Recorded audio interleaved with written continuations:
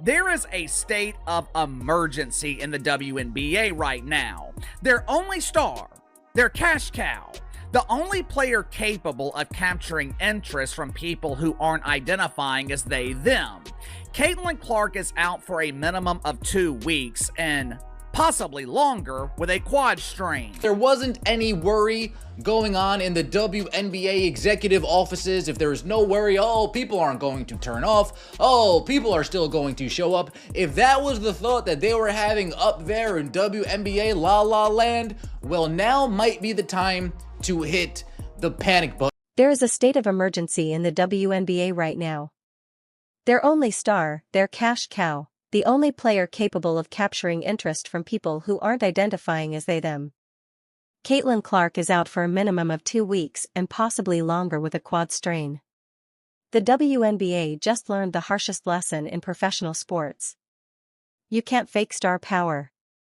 2 days ago, the Indiana Fever announced an injury to Caitlin Clark that will force her to miss at least 2 weeks. And the league's entire ecosystem collapsed faster than Angel Reese's layup. If there wasn't any worry going on in the WNBA executive offices, if there was no worry, oh, people aren't going to turn off. Oh, people are still going to show up. If that was the thought that they were having up there in WNBA La La Land, well, now might be the time to hit the panic button. Ticket prices for the Fever Sky game at the United Center. They dropped 71% in a single day. Fans are demanding refunds, canceling travel plans, and selling tickets at massive losses. The league moved games to bigger arenas, banking on Clark's drawing power. And now they're scrambling as empty seats stare back at them. Meanwhile, where's the Angel Reese effect everyone keeps talking about? Spoiler alert, it doesn't exist. Let's wish Caitlin a speedy recovery by commenting "Get well soon" CC down in the comments below. Let's go.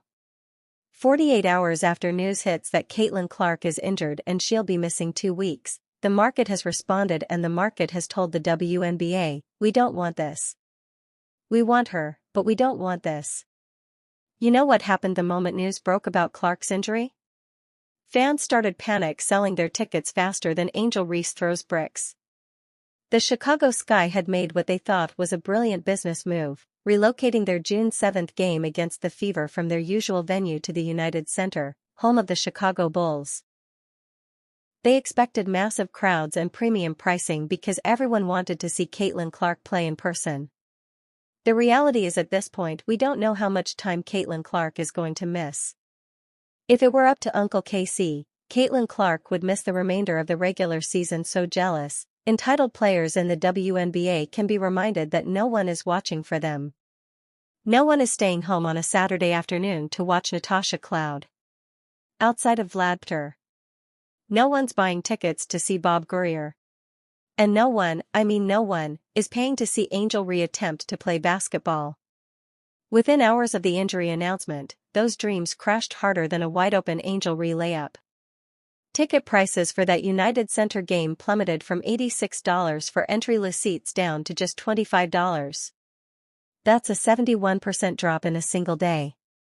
The Sky went from counting money to counting empty seats before the game even happened.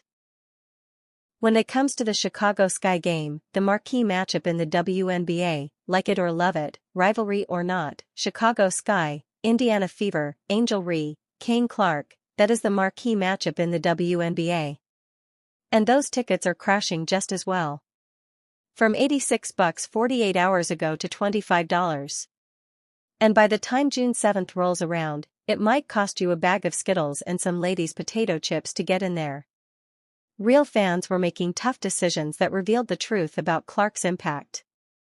An avid fan canceled his flights and hotel reservations for the upcoming Connecticut Sun game in Indianapolis, stating, "We are Caitlin fans before Fever fans. She's the biggest draw. That's who the girls want to see." A majority of these are everyday normal people who watch Kayla Clark in Iowa, watch her in her first year in Indiana, said, "Man, I want to watch that. I want to go to those games. I want to experience that." They won't be able to experience it. Time to sell.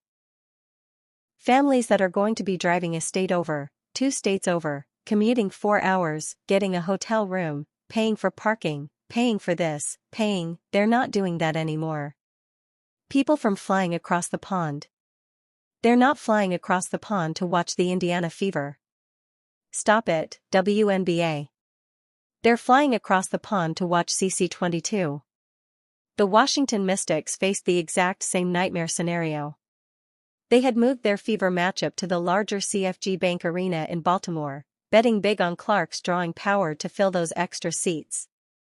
When the injury news hit, get-in prices crashed from $41 down to $22.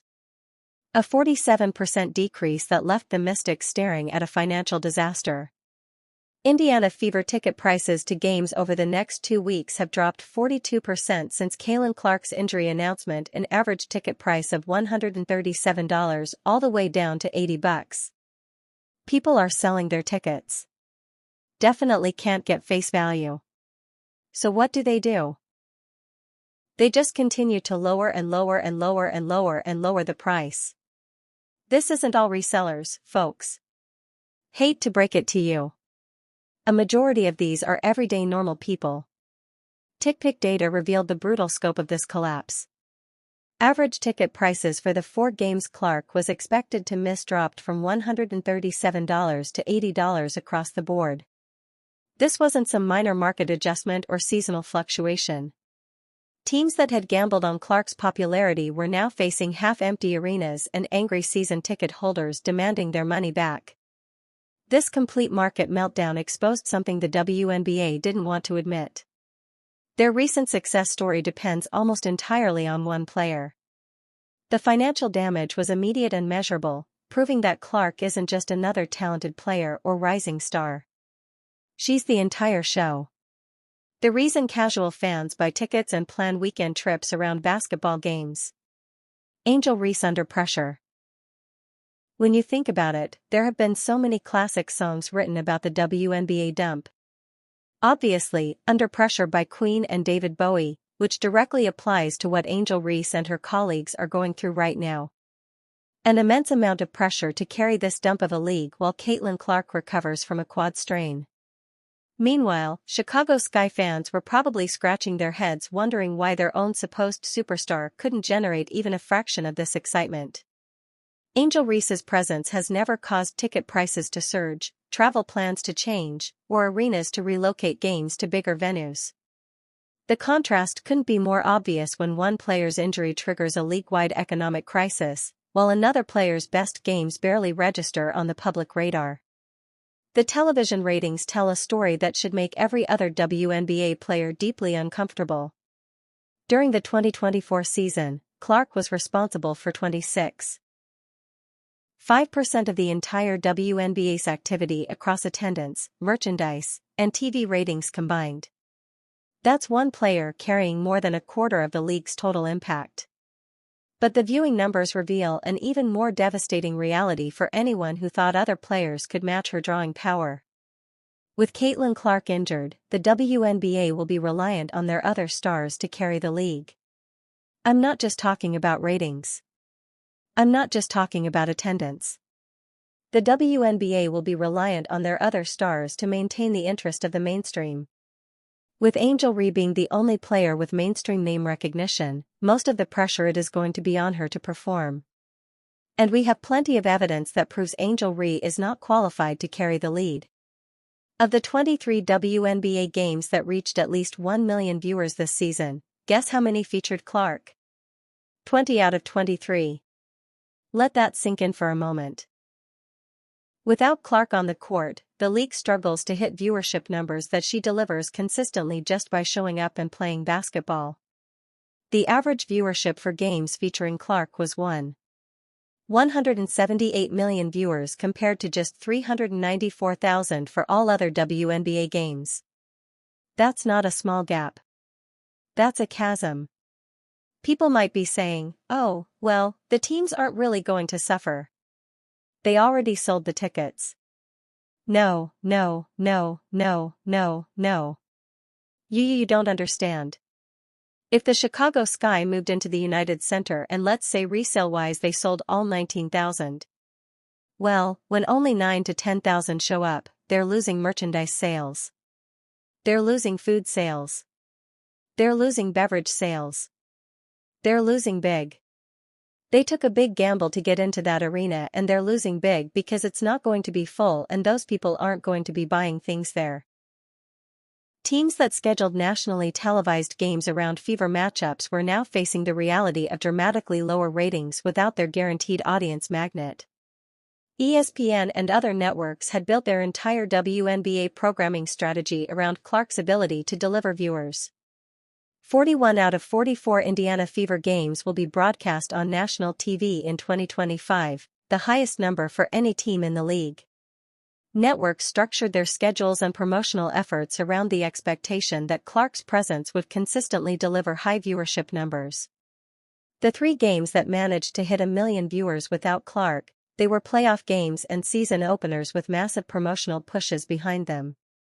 Regular season games featuring other supposed stars barely crack 300,000 viewers on their best nights, while Clark routinely doubles that number without breaking a sweat. Angel Reese can post all the double-doubles she wants, but her games still draw the same mediocre ratings that WNBA fans have grown accustomed to over the years.